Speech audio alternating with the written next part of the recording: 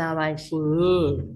အခုပြောပြပေးမယ်အကြောင်းအရာလေးကတော့ rotate ရုပ်ပုံလေးတွေဆွဲတဲ့ခါကျရင် rotate ဆိုတာရှိတယ်ပေါ့နော်အဲ့ဒီ rotate ကိုဘယ်လိုအသုံးပြုရလဲဆိုတာလေးကိုပြောပြပေးမှာဖြစ်ပါတယ်ရှင်အဲ့တော့ဒီမှာအခုတရိကံပုံလေးကိုယူလိုက်ပါမယ်ယူပြီးတော့တရိကံပုံလေးကိုယူပြီးတော့မှဒီမှာဆွဲလိုက်ပါမယ်တရိကံလေးတစ်ခုပေါ့နော်အဲ့တော့တရိကံဆွဲတဲ့ခါမှာဆိုလို့ရှိရင်ကျွန်တော်ဒီထဲမှာတရိကံပုံလေးတွေဆိုဒီမှာရုပ်ပုံလေးတွေရှင်နော်တရိကံကဒီလိုမျိုးတရိကံလေးတွေရှိတယ်ဒီမျိုးတရိကံလေးတွေရှိတယ်နော်ဆိုတော့ကျွန်မကဒီတရိကံလေးကိုယူပါမယ်ရှင်သူက right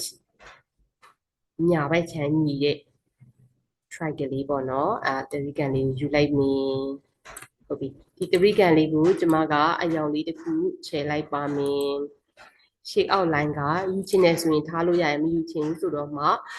ဒီပြောင်းပေါ့နော်โอเคအဲ့တော့ဒီလိုမျိုးလုပ်ပြီးသွားတဲ့အချိန်မှာကျွန်မ control C control V နဲ့ယူလိုက်တယ်ပေါ့နော်ပြီးတော့သူ့ကိုကျွန်မကတစ်ဖက်ကိုလှည့်ချင်တယ်ပေါ့နော် rotate နဲ့လှည့်မယ်ဆိုရင်ဒီမှာ rotate ကိုယူလိုက်ပါ rotate ကိုယူပြီးတော့ vertical လား horizontal လား horizontal ဆိုလို့ရှိရင်တော့မျက်နှာချင်းဆိုင်လှည့်တာဖြစ်တော့ vertical ဆိုရင်အပေါ်အောက်လှည့်တာဖြစ်ပါတယ်ရှင်အဲ့တော့ဒီမှာ horizontal ကိုလှည့်ပါမယ်လှည့်လိုက်ပြီးရင်ရွှေ့လိုက်တယ်ပြီးရင်အယောင်ကလေးပြောင်းလိုက်တယ် control C control V လုပ်ပါမယ်ပြီးတော့သူ့ကိုလှည့်ပါမယ်ထပ်ပြီးတော့เนาะထပ်ပြီးတော့လှည့်တဲ့ခါကျတော့ဒီမှာအောက်မှာရလာပြီသူ့ကိုအယောင်လေးပြောင်းလိုက်တယ် control C control V နှိမ့်မယ် rotate ထပ်ပြီးတော့လှည့်ပါမယ်အဲ့တော့သူ့ကို90 degree left လား right လားကျွန်တော်လိုချင်တဲ့ပုံဟုတ်လားမဟုတ်ဘူး तू က horizontal နဲ့ပြောင်းရင်ကောင်းမလား vertical နဲ့ပြောင်းရင်ကောင်းမလားဆိုတော့ vertical မှာ horizontal เนาะအဲ့တော့ horizontal နဲ့ပြောင်းရင်ဒါလေးကအဆင်ပြေသွားပါတယ်ရှင်ဒီအဲ့လိုမျိုးလေးပါအားလုံးကို select လုပ်ပြီးတော့ control A ကိုနှိပ်ပြီး select လုပ်တယ် control G ကိုနှိပ်ပြီးတော့ group လုပ်လိုက်တယ်ဆိုရင်ကျွန်တော်တို့ဒီမှာလိုပုံလေးက group ဖြစ်သွားပါတယ်ရှင်เนาะဒီနောက်ထပ်တစ်မျိုးထပ်ပြီးတော့ပြောပြပေးပါမယ်ရှင်အဲ့တော့ကျမတို့ကဒီရုပ်ပုံလေးတစ်ခုကိုဆွဲမယ်ပေါ့နော်အဲ့တော့ဘာပုံလေးဆွဲရင်ကောင်းမလဲဒါကကျမတို့ idea ကို create လုပ်လို့ရအောင်အသစ်တော့အတွေးတွေကိုအများကြီးဖော်ထုတ်လို့ရအောင်ဆိုပြီးတော့ဒီလိုမျိုးဒီခေါင်းစဉ်လေးတစ်ခုမှဒီလိုမျိုးဒီ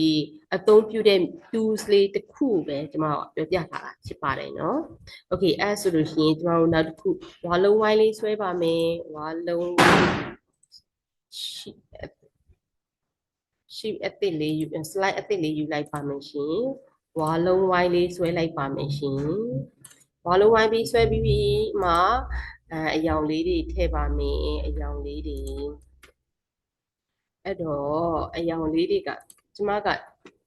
shape fade ထဲကနေအယောင်လေးဆိုအနီယောင်လေးထည့်လိုက်တယ်ပေါ့နော်ပြီးတော့မှဒီမှာ guide ထဲကိုဝင်ပြီးတော့မှ guardian ထဲကိုဝင်ပြီးတော့မှဒီလိုမျိုးလေးယူလိုက်တယ်ထဲထဲမှာမဲယောင်လေးဖြစ်နေတယ်ကျမတို့ကအမဲယောင်လေးမလိုချင်ဘူးဆိုလို့ရှိရင်ပြင်လို့ရတာရှိတယ်နော်ဘယ်လိုပြင်မလဲသွားမယ် guardian ထဲကနေပြီးတော့ more guardian ထဲသွားမယ်သူကထဲထဲမှာမဲယောင်လေးဖြစ်နေတဲ့နေရာလေးမှာဒီမှာတစ်ချက်သွားနှိပ်မယ်ပြီးတော့ကျမတို့ဒီမှာဖြူရောင်လေးနှိပ်လိုက်တယ်အဲ့လိုဖြူရောင်လေးဖြစ်သွားပြီနော်โอเคအဲ့ဒီမှာမှကျမဒီ step 1ကိုဒီ step 1ပေါ်မှာ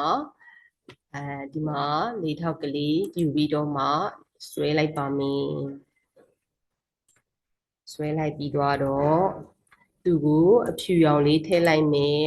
ပေါင်လေးကိုလည်းဖြူရောင်လေးထည့်မယ် control C control V လုပ်ပြီးတော့ rotate လှည့်လိုက် control A လုပ်ပြီးတော့ align center align middle ဆိုဒါဆိုလို့ရှိရင်သူကဝါလုံးဝိုင်းလေးမှာဒီ rotate လှည့်ပြီးတော့မှထည့်လိုက်တဲ့ဟာလေးဖြစ်ပါတယ်ရှင်โอเค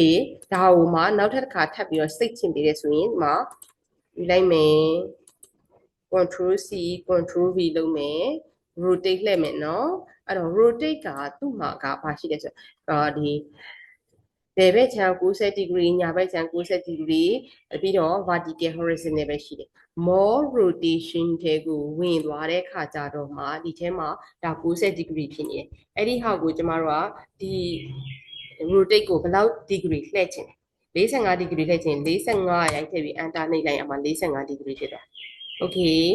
ဒီမှာတစ်ခုထပ်ပြီးတော့နှိပ်ပါမယ်နှိပ်ပြီးတော့ control C control V လုပ်ပါမယ်သူ့ကိုလည်းပဲ45 degree ပြောင်းပါမယ်ပေါ့နော်ဆိုတော့သူက45 degree မှာအနှုတ်45ဆိုပြီးတော့ပြောင်းရင်သူကပြောင်းပြန်ဖြစ်သွားတယ်ပေါ့ရှင်အဲ့လိုပုံစံမျိုးလေးနဲ့လှည့်လို့လည်းရပါတယ် control A လုပ်ပါမယ် align center align middle ဆိုရင်သူကဒီမျိုးလေးလုပ်ပြီးပါဖြစ်ပါတယ်ရှင်အဲ့လိုမျိုးလေးဒီ rotate ကိုအသုံးပြုလို့ရတယ်ပေါ့နော်ဒါကရုပ်ပုံလေးတွေကိုဆွဲတဲ့အခါမှာအသုံးပြုတဲ့ rotation ရဲ့အသုံးဝင်ပုံလေးကိုပြောတာပါရှင်အဲ့လိုမျိုးလေးတစ်စိတ်စီလှုပ်ထားပြီးသွားတော့မှကျမတို့ကနောက်ထပ်ပြီးတော့စိတ်ချင်သေးတယ်ဒါကိုဒီနေရာလေးမှာ15 degree လေးထပ်ပြီးလုပ်ချင်တယ်ဘယ်လိုလုပ်မလဲ control C control V လုပ်မယ် rotate ထဲကိုဝင်မယ်ပြီးတော့ more rotation ထဲကိုသွားမယ်သူ့မှာ45ဖြစ်နေတယ်ဒီနော်45ဖြစ်နေတာလေးကိုကျမတို့ကထပ်ပြီးတော့ခွဲမယ်30ဆိုပြီးတော့ခွဲမယ်နော် okay align control A လုပ်ပြီးတော့ align center align middle အမှတစ်စိတ်သွားပြီနော်30ဒီနေရာလေးမှာထပ်ပြီးတော့စိတ်ချင်းပေးတယ်အဲ့လိုပဲထပ်သွားလို့ရတယ်မှာတစ်ခုယူမယ် control C control V လုပ်မယ်ရင် rotate more rotation နဲ့သွားမယ်သူ့မှာဘယ်လောက်လဲ30ဖြစ်30ကို15ဆိုပြီးပြင်ပြီး enter နှိပ်လိုက်မယ်နော် control A လုပ်မယ် align center align middle ကဲအမှတစ်စိတ်စီ15 degree 15 degree အစစ်ကလေးကြီးဖြစ်သွားတာလေးကိုမြင်ရမယ်ရှင်အဲ့တော့ဆိုလို့ချင်တာကကျမတို့ဒီ rotate ထဲက more rotation ထဲမှာရှိတဲ့ rotate ကိုတွားပြီးတော့အသုံးပြုတဲ့နည်းလေးကိုပြောပြပေးတာဖြစ်ပါတယ်ရှင်ဒီထဲမှာရှိတဲ့ rotate ကိုdegree အပြောင်းအလဲပေါ်မှာမူတည်ပြီးတော့မှ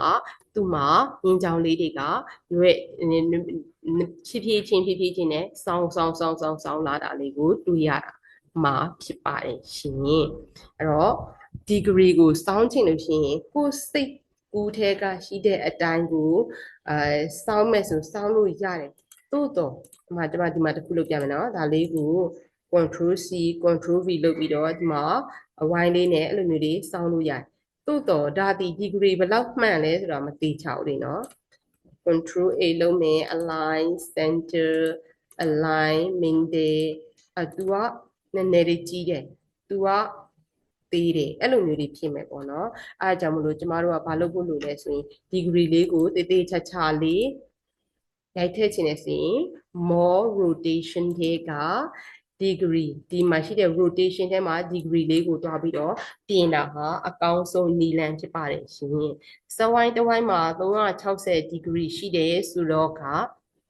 သူ့ကိုညီတူညီမျှခွဲခြင်းနဲ့ဆိုရင်ဘယ်လိုပုံစံလေးခွဲရမလဲဆိုတာကသေသေးချာချာတွက်ချက်ပြီးတော့မှအဲ့ degree လေးတွေကိုပြင်တာဟာအကောင်းဆုံးနည်းလမ်းဖြစ်ပါတယ်ရှင်ကျေးဇူးအများကြီးတင်ပါတယ်ဒါကဒီ rotate ကိုဘယ်လိုလှည့်ရလဲဆိုတဲ့သင်ခန်းစာလေးကိုပြောပြပေးထားတာဖြစ်ပါတယ်ရှင်အဲ့လို rotate လှည့်တဲ့ဟာလေးကိုစမ်းကြည့်ပြီးသွားပြီဆိုလို့ရှိရင်တော့နောက်ထပ်တခြားတော့ပေါ့နော်ရုပ်ပုံလေးတွေကိုလည်းပဲဆွဲကြည့်ပေးပါကျေးဇူးအများကြီးတင်ပါတယ်ရှင်